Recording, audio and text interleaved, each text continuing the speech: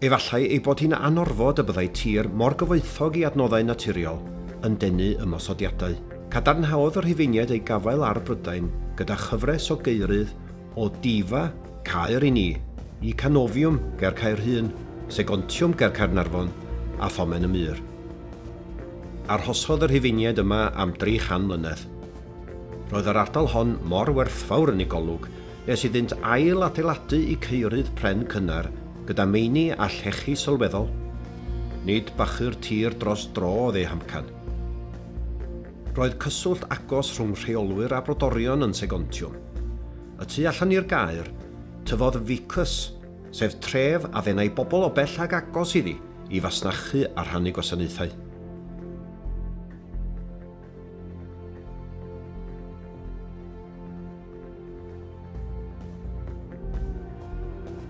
Gyda chwymp yr ymerodraeth yn y 4edd ganrif, trodd yr Rhufeiniaid eu cefnau, ond nid hwy oedd y rhai olaf i lygadu cyfoeth a grym y dalaith hon ac ymosod arni.